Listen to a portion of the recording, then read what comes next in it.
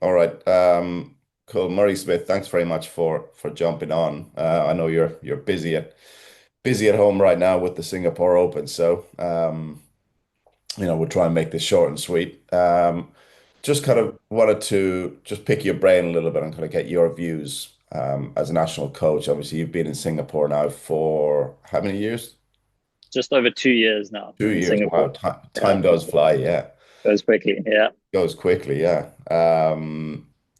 So just maybe get just a little bit on your first of all your background, and then we'll kind of get into the nuts and bolts of how you use stats on a daily basis, weekly basis, just to help you with your work. So give us a bit of info on kind of how you've got to where you are right now.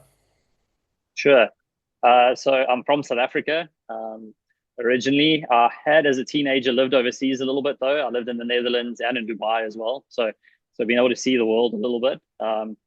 But essentially, from a golf perspective, grew up in a small town. Started playing golf when I was probably about 14 or 15 for the first time. And I think like most of us, head over heels once I started playing, hooked for life. Like I said, as a teenager, moved around the world a little bit, so played a bit of golf everywhere that I was, and then ended up back in South Africa to finish off school in boarding school, where I didn't get to play as much golf as I would have liked, but did get to play on the weekends and that kind of thing. But once I finished at school, I ended up going to a golf academy up in Johannesburg in South Africa called the Golf School of Excellence at the time. It's now called the Balderstone Sports Institute, where I studied for 4 years, essentially doing my PGA diploma. So we did all the subjects that you would do if you want to become a PGA member for the PGA of South Africa, but it allows you to stay amateur during that period, which is really cool. Um, it also has a high performance academy a part of it, so got a lot of really quality coaching and training, and that is part of that program. And like most of us, had a crack at trying to play professionally. Unfortunately, pretty unsuccessfully. Definitely cost me more money than what I made, but I think learned a lot through that as well. But pretty quickly, once I gave up the playing, I was fortunate. The owner of the academy, Michael Balderstone, he pulled me back into the academy, and he thought I'd be a good fit as a coach for the academy. So I was pretty fortunate. I worked for them for a couple of years and learned a lot about working with good young players in a like holistic environment where they have everything from obviously the technical side where you're working on developing the players technically, but then a lot of skill development work, a lot of time on course with the players and watching them compete in tournaments. They do a great job there with the mental performance side and with on the physical side as well. They've got full-time trainers and that. So I really got a good feel for the whole holistic environment there.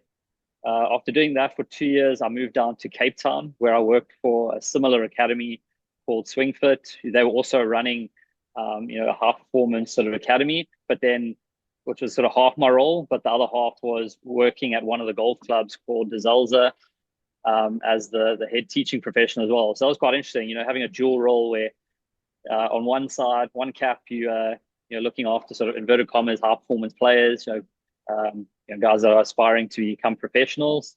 That was part of the job, and then the other half of the day you spend it on the range, helping out the weekend warrior or the regular club golfer, which I think was really good for my development at that time because figuring out how to make things really really simple for that club golfer, but then on the flip side, being able to work again in that holistic environment with guys that are aspiring to be really good players. And then eventually, I ended up starting my own academy, which was based at the Zalza as well. I had that for 3.5 years there.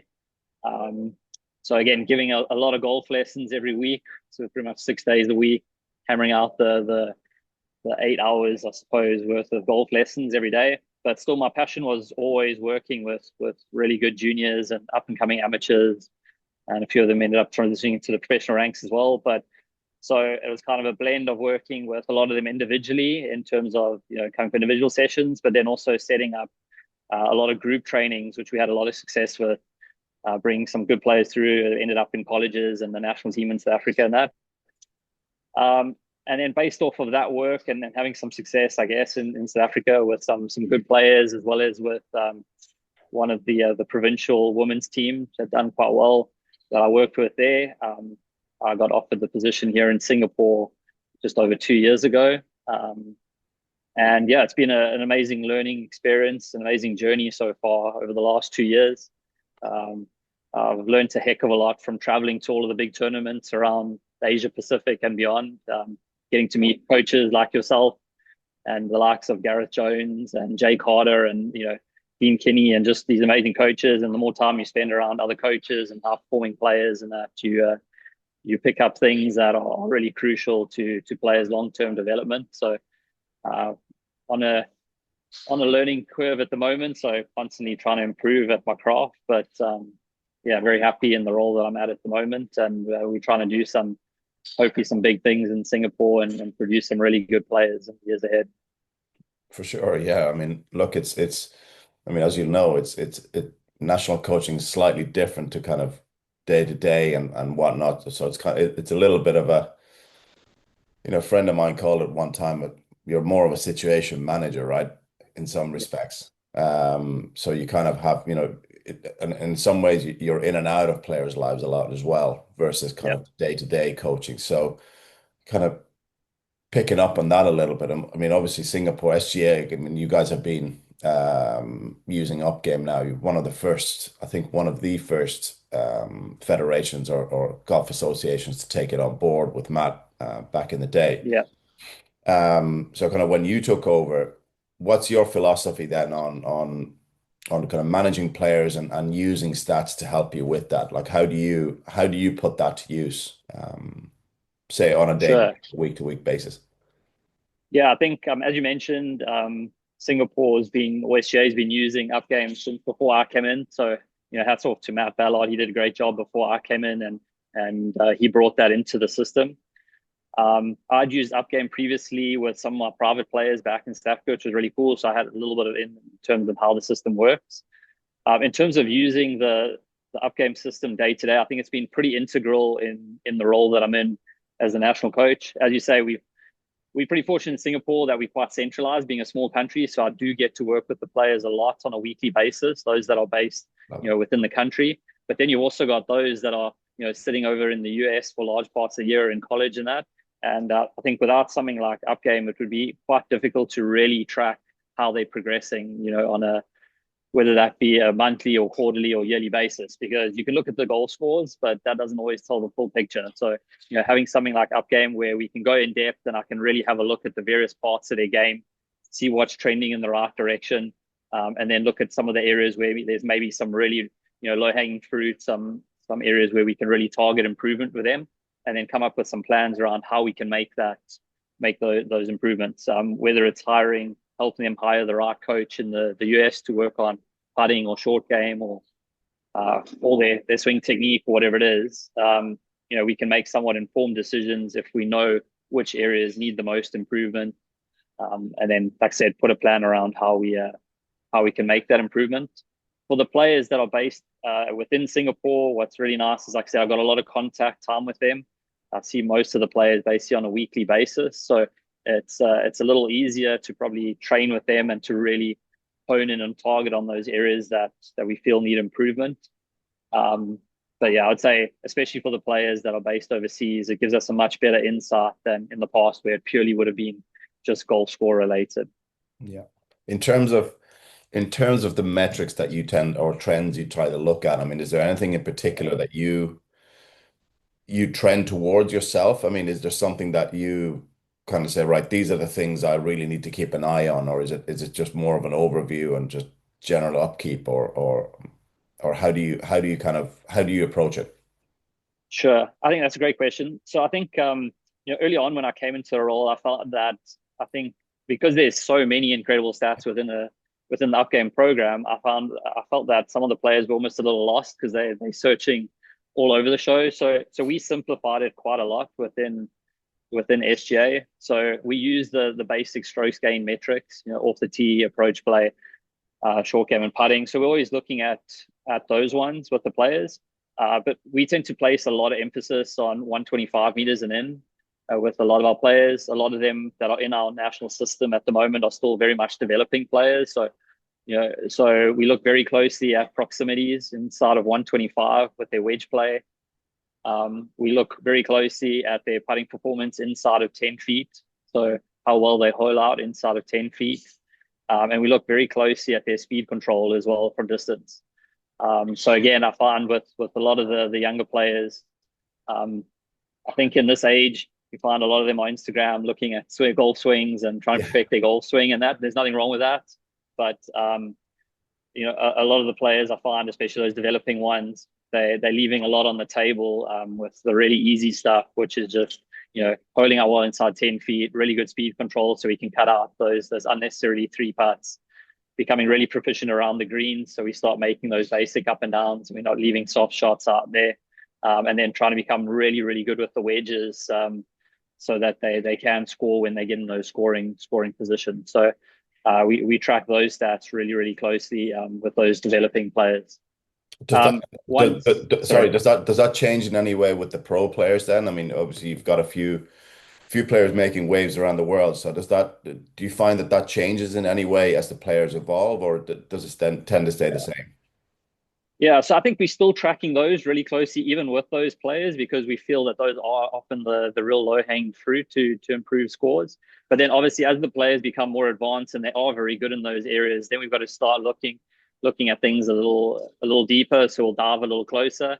So for instance, that's when, if we're looking at those four major strokes gain sort of areas, if for instance we pick up that like their approach play is not up to scratch, if they're losing strokes there, then we'll start diving into exactly where in that approach play it is that they're struggling. So the first thing would always be, you go approach play, they're losing strokes. I would go look at, okay, how are they doing with the wedges? Because that should be the easiest one to get right if we're practicing.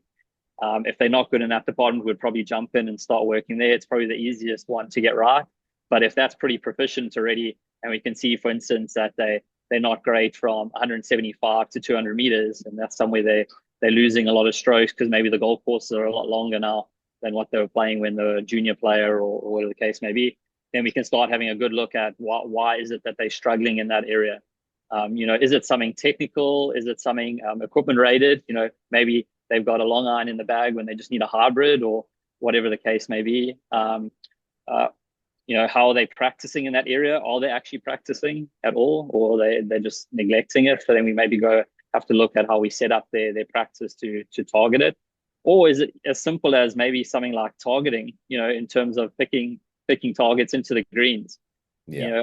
Is it that from 175 to 200, they're trying to laser at flags with their 6 iron or whatever it is, and getting to maybe just understand that, getting it into 30 feet on the correct side, they're probably going to pick up strokes anyway. So they Sure. just need to be a bit more disciplined with their targeting. So Yeah. I think once we can identify where the areas are, looking at using the stats from UpGame, once we can identify which areas need the work, then we can take a closer sort of dive into, okay, what exactly is it that's causing the issue there? Whether it be any of those factors, and then we can try and improve. And sometimes it's a combination of things. Maybe it is improving a bit of the strategy and where we're hitting, targeting or trying to hit it into, and maybe it's equipment as well. Maybe they're playing on again longer golf courses, the greens are firmer, and they need something that comes in, a little softer into the green. So yeah, it could be a combination of things. That's cool. Very good. Very good. Yeah, Kind of last thing I wanted to just kind of touch on a little bit. I mean, obviously, like we mentioned at the start, it's a big year for you guys this year with the World Amateur Team Championship being at home. So, that brings it's kind of a good and a bad thing, right? The yeah, good thing is you don't have to travel for the probably the biggest event every 2 years. yep, I guess the bad thing is it brings with it a bit of pressure too, right? Because it's, an expectation. So sure. how are you guys preparing for that? And is there anything different that you're doing in terms of, let's say, selections or anything else that you're keeping an eye on just um, to prep yourselves and make sure that you're as ready as you can be for that event, and whether, kind of while we're on the topic, I mean, whether stats are playing any part in that for you. Yeah, sure. So I think obviously like you said, it's a double-edged sword having it at home. But I mean, I think myself and the team, and what we've tried to get across to the players, it's literally a once in a lifetime opportunity. There's very few players who have the opportunity to play a World Amateur Team Championship in their home country. So I think we're trying to look at it that way, that it's this incredible opportunity. to go out in front of their sort of home crowd and their family and that, and hopefully play some really good golf against the best players in the world. In terms of the preparation, we've been fortunate again. We've got pretty good access at the courts. We've had pretty good access in the build-up. Tanamera has been really good with us, giving us access. And with being a small place, for those players that are based in Singapore, we're able to get on the golf course quite regularly. So we've been able to have a good look at it. For those that are overseas, we've also been, when they're back in town, we've been getting them on the golf course to try and help them prepare for what's going to be an important tournament coming up. I think in terms of prepping for the event, Singapore has held pro events there in the past, so we've definitely had a really good look at how the course plays in those pro events. Chatting to a lot of the pros, all the amateurs that have already played on that course in a tour setup. So we've looked closely at the kind of yardages we would likely play, where hopefully or where likely pin positions would be into the green, so we can sort of build strategies around what we expect the course to play like that time of year. So I think that's been really critical, and using something like the the round planner on Upgame has definitely assisted us with that as well.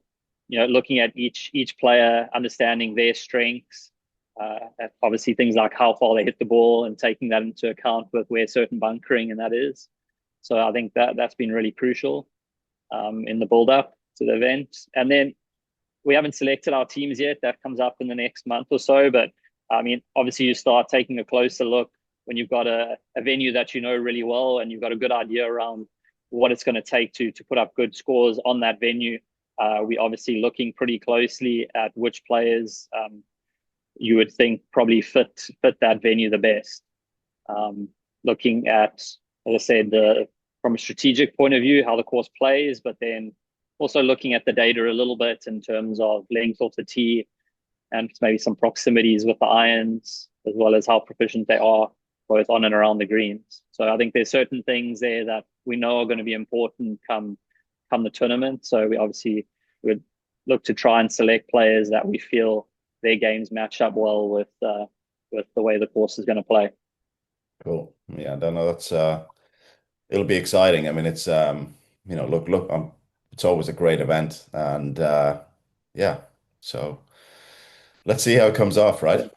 Hopefully, 100%. No, hopefully everything works out as you've planned it. we definitely do hope so. But I think either way, I mean, I know you were there in Abu Dhabi a couple of years ago. That was my first World Amateur Team Championship experience, and they are incredible tournaments, Yeah, very well run, and yeah, it's incredible to get all the teams and their top players together like that every 2 years. I think it's an amazing experience for us as the coaches, but definitely for the players as well. So we're yeah. looking forward to hosting everyone in a few months' time. Brilliant. Well, listen, best of luck in the build up, and we'll see you in a couple of months for sure on home Perfect. side.